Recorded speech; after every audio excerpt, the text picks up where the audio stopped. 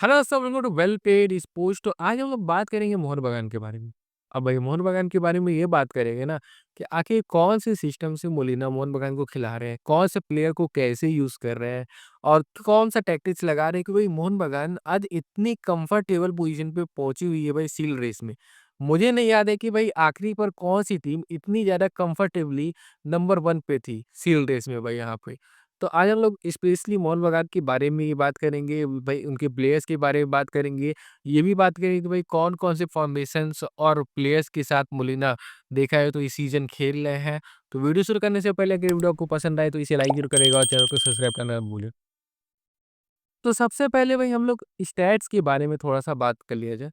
तो हम लोग जानते हैं भाई मोहन बागान टॉप पे है पॉइंट टेबल में। लेकिन क्या आपको पता है होम मैचेस जीतने में भी मोहन बागान टॉप पे है। हाँ भाई, अगर आप होम मैचेस का पॉइंट टेबल निकालिएगा तो उसमें सबसे ज़्यादा पॉइंट्स अगर किसी ने गेन किए तो मोहन बागान ने किए हैं। उसके अलावा अवे मैचेस में वो 3rd पोज़ीशन पे है।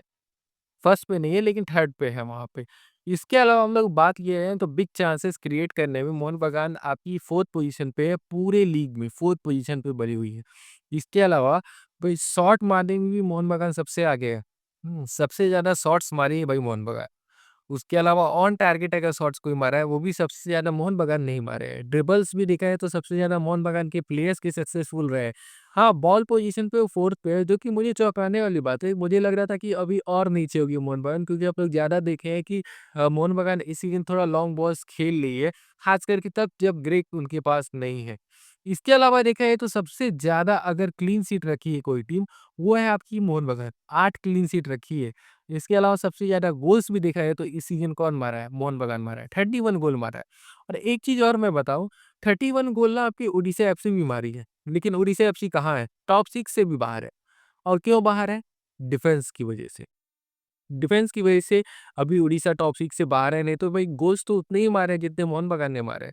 अगर गोल कंसीड करने में भी देखा जाए ना तो मोहन बागान ने सबसे कम गोल कंसीड किए हैं। तो यहाँ पे डिफेंस की बात हो रही है तो सीधे डिफेंस पे ही आए हैं हम लोग। अगर हम डिफेंस की बात की है तो भाई डिफेंस में कौन खेलता है? अल्बर्टो रॉड्रिगेज़ और टॉम ऑलरेड। भाई अनवर चले गए, लेकिन उसका कोई फ़र्क नहीं पड़ रहा है, बल्कि और फ़ायदा ही हुआ है। अगर अनवर अली रहते तब भी मुझे नहीं लगता है कि इतनी अच्छी वर्क कर रही होती आपकी मोहन बागान की डिफेंस यहाँ पे। अल्बर्टो रॉड्रिगेज़ बहुत ही शानदार परफ़ॉर्मेंस दे रहे हैं, टॉम ऑलरेड भाई बहुत शानदार परफ़ॉर्मेंस दे रहे हैं।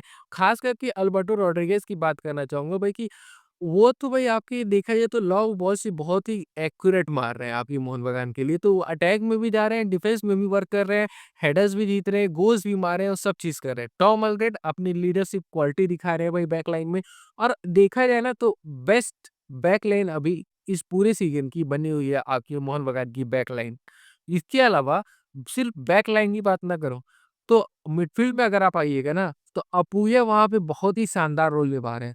और अपूया की साइनिंग मैं कहूँगा कि भाई मोहन बागान को थोड़ा-सा फ्लेक्सिबिलिटी दी है, जिसकी वजह से मोहन बागान को अनवर के जाने का कोई प्रॉब्लम नहीं हुआ। मोहन बागान 2 सेंटर बैक्स के साथ आराम से खेल ली और वो सिर्फ़ अपूया के लिए। अपूया देखा जाए ना तो अगर आप देखिएगा इस पूरे लीग में ना, अगर आप टॉप डिफेंसिव मिडफील्डर्स का लिस्ट बनाइएगा तो उसमें टॉप 3rd में आएँगे। फॉरेन प्लेयर और इंडियन प्लेयर दोनों में। इंडियन प्लेयर्स में देखा जाए तो टॉप पे है भाई, टॉप पे है। अपूया की परफ़ॉर्मेंस इस सीज़न शानदार रही है। और अपूया की परफ़ॉर्मेंस मैं इसलिए भी शानदार कह रहा हूँ ना भई, आपके बगल में अगर आप सहल खेलोगे ना, तो बड़े-बड़े डिफेंसिव मिडफील्डर्स भी गलतियाँ कर सकते हैं, क्योंकि जितनी भी डिफेंसिव वर्क रहेगा ना, वो भाई सिर्फ़ और सिर्फ़ आपको करना पड़ेगा। सहल ज़्यादा हेल्प नहीं करेंगे आपको। लेकिन यहाँ पे अपूया देखा जाए तो भई अकेले सारे डिफेंसिव वर्क कर रहे हैं। हाँ, उनको हेल्प करने के लिए प्लेयर्स आते हैं, लेकिन हम लोग जानते हैं वो अकेले डिफेंसिव मिडफील्डर उनके साथ-साथ सहल खेल रहे हैं। कई मैचेस में हम लोग खेलते हुए देखे हैं। तो भई अपूया की परफ़ॉर्मेंस बहुत शानदार रही है, जिसका भी देखा जाए तो रीज़न है कि जो बैक लाइन है बहुत अच्छा कर रही है। उसके अलावा विशाल कैद की तारीफ़ तो मैं करना भूलूँगा नहीं। सबसे ज़्यादा क्लीन शीट रखे हुए इस सीज़न देखा जाए तो विशाल के। और इसी वजह से देखा जाए तो भाई मोहन बागान को ये फ्लेक्सिबिलिटी मिली कि मिडफील्ड में वो ऑल इंडियन लाइनअप के साथ जा सकती है और उसके पास एक फॉरवर्ड पोजीशन पे वो 2 फॉरेन प्लेयर खिला सकती है। नहीं तो भाई प्रॉब्लम में फँस जाती है अनवर अली के जाने के बाद से मोहन बागान। आप खुद सोचिए, अगर अपूया नहीं होता, आपको अगर एक फॉरेन डिफेंसिव मिडफील्डर खिलाना पड़ता यहाँ पे अपूया की जगह पे, तो फिर अटैक में से आपको प्लेयर निकालना पड़ता। अटैकिंग मिडफील्ड या क्रिएटिव प्लेमेकर का जो रोल आपके पेट्राटॉस, जेसन गमिस या ग्रेग कर रहे हैं, वो करने वाला कोई नहीं रहता। सहल वहाँ खेलते हैं, हम लोग जानते हैं कि कितनी प्रॉब्लम्स आती है चांसेस क्रिएट करने में। तो बहुत सी प्रॉब्लम्स आती है। तो अपूया की साइनिंग बहुत ही क्रूशियल रही है यहाँ पे मोहन बगान के लिए, मैं तो कहूँगा। One of the best signing रही है मोहन बगान के लिए इस सीज़न। इसके अलावा भाई हम लोग सिस्टम की बात किए तो ये कौन-कौन से फॉर्मेशन के साथ आपकी खेल रही है मोहन बगान इस सीज़न। तो मेनली आप देखिएगा तो 3 फॉर्मेशन के साथ वो खेल रही है यहाँ पे। पहला फॉर्मेशन जो रहता है ना कि 4-2-3-1 रहता है, उसमें ग्रेग रहते हैं। और जब ये फॉर्मेशन खेलती है मोहन बगान तो सबसे ज़्यादा कंफर्टेबल दिखती है और सबसे ज़्यादा अच्छी दिखी है, खास करके ग्रेग की वजह से। ग्रेग पूरा मिडफील्ड कंट्रोल करते हैं और अपोनेंट को मिडफील्ड कंट्रोल नहीं करने देते हैं, और पूरे तरीके से देखा है तो मैच पे पकड़ बनी रहती है मोहन बगान की और बहुत अच्छा कर रही होती है। लेकिन ग्रेग इंजर्ड हुए भाई आपके, और वहाँ पे पेड्राटॉस को खिलाया गया। अब पेड्राटॉस जो है ना, वो अलग टाइप के प्लेयर हैं। वो आपके ड्रॉप करके पूरा बॉल लेके उसको मिडफील्ड से ट्रैवल करके और जाके चांसेस क्रिएट करने वाले प्लेयर नहीं है।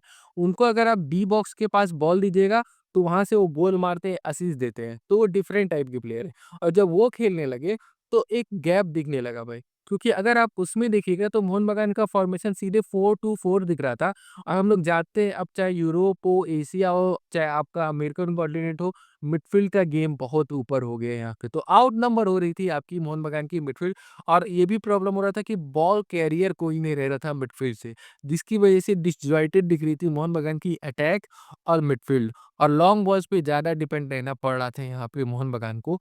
तो ये प्रॉब्लम्स आ रही थी आपकी जब प पेट्राटॉस आपके खेले थे जेमी मैकलेरन के साथ। लेकिन फिर पेट्राटॉस भी इंजर्ड हुए और जेसन कमिंस और जैसे जेसन कमिंस आए, थोड़ा ज़्यादा अच्छा कॉम्बिनेशन हम लोग को देखने को मिला। जेसन कमिंस अच्छे से ड्रॉप कर रहे हैं, अच्छे चांसेस क्रिएट कर रहे हैं।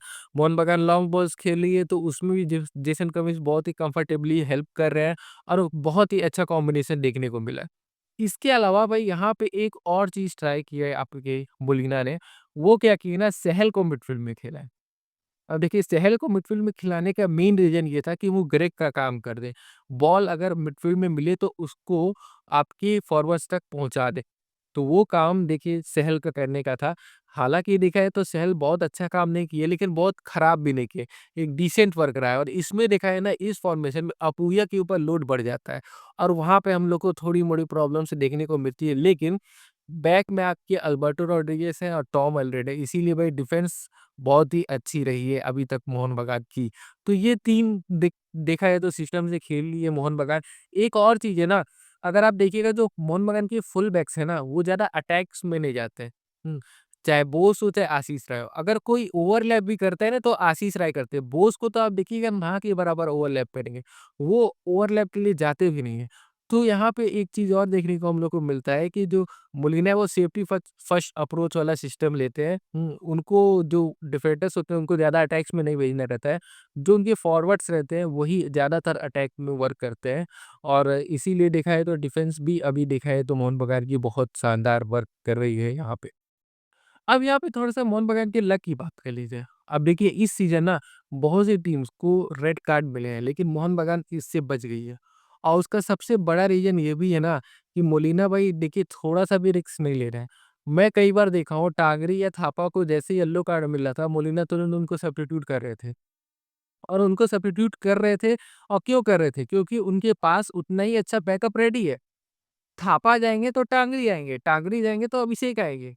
उनके पास मिडफ़ील्ड में इतने ऑप्शंस हैं कि वो आराम से वहाँ पे सब्स्टिट्यूशन किया, और कई बार हम लोग को देखने को मिला कि जो येलो कार्ड है वो येलो ही रह गया और वो रेड नहीं बना। सीज़न की स्टार्टिंग में तो भाई सबसे ज़्यादा येलो कार्ड अगर कोई टीम पाई थी, वो आपकी थी मोहन बगान। अभी वो थर्ड पे पहुँच चुकी है, लेकिन सीज़न की स्टार्टिंग में फर्स्ट हाफ में आपका देखने को मिल रहा था शुरुआत के 7-8 मैचेस में कि मोहन बगान बहुत ज़्यादा येलो कार्ड पा रही थी। लेकिन फिर भी रेड कार्ड उनको नहीं मिला था, वो थोड़ा-सा सेफ रही है वहाँ पे मोहन बगान, और उसका सबसे बड़ा रीज़न है क्योंकि उनके पास अच्छे बैकअप्स हैं। एक और देखा जाए तो लक का फैक्टर देखिए क्या बनता है कि अगर आप देखिएगा मोहन बगान का पूरा स्क्वाड ना, तो 4-2-3-1 फॉर्मेशन या 4-2-4 फॉर्मेशन में या 4-4-2 फॉर्मेशन में मोहन बगान के पास कई पोजीशन पे बैकअप्स नहीं है। जैसे कि फुल बैक पोजीशन पे देखिएगा तो बोस और राय का कोई बैकअप नहीं है। तो वहाँ पे देखा है तो एक चीज़ फ़ायदेमंद रहा है मोहन बगान के लिए कि कोई लंबी इंजरी नहीं है किसी भी प्लेयर को। अगर कोई इंजरी हो रही है मोहन बागान के प्लेयर्स को तो मिडफील्ड में हो रही है, जहाँ पे उनके पास बहुत ही अच्छे खासे बैकअप्स हैं। अभी देखिएगा तो सहल एक मैच नहीं खेले, मोहन बागान को कोई फ़र्क नहीं पड़ा। थापा आपके 2 वीक के लिए बाहर है, मोहन बागान को कोई फ़र्क नहीं पड़ा क्योंकि टांगरी अपूया वहाँ खेल सकते हैं। अगर उसमें से कोई बाहर होगा तो अभिषेक वहाँ खेल सकते हैं, उसके बाद भी ग्लेन बचे रहेंगे। तो ऑप्शंस देखा जाए तो मिडफील्ड में बहुत है उनके पास और जिसकी वजह से देखा जाए तो मोहन बागान इतना प्रॉब्लम में नहीं फँसी है। लेकिन अगर वहीं पे बोस को इंजरी आई होती या फिर राय को आई होती या फिर आपके अल्बर्टो रॉड्रिगेज या टॉम अल्रेड को बड़ी इंजरी आती तब फंसती वही मोहन बागान। और यही चीज थोड़ा सा लक फैक्टर भी काम करता है भाई। हम लोग को एक सर बोलते थे ना कि जो 100% बनता है ना आपकी जॉब लगने के लिए या कोई भी काम सफल होने के लिए, उसमें 99% आपकी मेहनत होती है और 1% होता है लक। वो 1% जब लग जाता है तो सब चीज आपका करेक्ट वे में जाने लगता है और अभी देखा है तो वो 1% काम कर रहा है मोहन बागान के लिए। तो देखते हैं भाई इस सीज़न मोहन बागान कैसी परफ़ॉर्मेंस देती है। मेरे हिसाब से बहुत शानदार परफ़ॉर्मेंस दे रही है भाई मोहन बागान। हाँ, आप कह सकते हो कि मोलिना को जो टैक्टिक्स है वो आपको अच्छा नहीं लग रहा है और उतना फ्लुएंट नहीं दिख रहा है जितना उसको दिखना चाहिए। लेकिन भाई मेरे हिसाब से ना रिज़ल्ट बहुत ज़्यादा इम्पोर्टेंट होता है। रिज़ल्ट वो निकाल के दे रहे हैं और रिज़ल्ट ही मैटर करता है। अभी मैन सिटी को देखिए, कितना भी पासिंग फुटबॉल खेल लो, उससे मतलब नहीं है। मतलब क्या है, क्या आप प्रीमियर लीग जीत रहे हो? तो वो चीज़ ज़्यादा मेरे ख़्याल से मतलब रखती है। यहीं पे ये चीज़ है कि क्या आप आईएसएल जीत रहे हो और वो जीत रही है, वो जीतती हुई दिख रही है, तो रिज़ल्ट बहुत ज़्यादा मैटर करता है, प्लेइंग स्टाइल मैटर नहीं करता है मेरे हिसाब से। हालाँकि देखा जाए तो मोलिना के भी ड्रॉबैक्स रहे हैं, जो कि उनको फिक्स करने हैं। ऐसा नहीं है कि वो 100% बहुत करेक्ट रहे, कुछ बैक्स हैं, उनको फिक्स करने हैं। लेकिन वो मेरे हिसाब से धीमे-धीमे फिक्स होते जाएँगे। अब देखते हैं मोलिना आगे चल के कैसी परफ़ॉर्मेंस देती है। और क्या मोहन बगान इस सीज़न सीरीज़ जीत पाती है कि नहीं? आपको क्या लगता है भाई कि क्या मोलिना ने इस सीज़न मोहन बगान को अच्छे से मैनेज किया है या फिर और भी बेटर कर सकते थे या फिर मोलिना को बाहर निकालना चाहिए और नया कोच लाना चाहिए? हम लोग कमेंट करके ज़रूर बताइएगा और अगर ये वीडियो आपको पसंद आए तो इसे लाइक ज़रूर करिएगा और चैनल को सब्सक्राइब करना ना भूलें।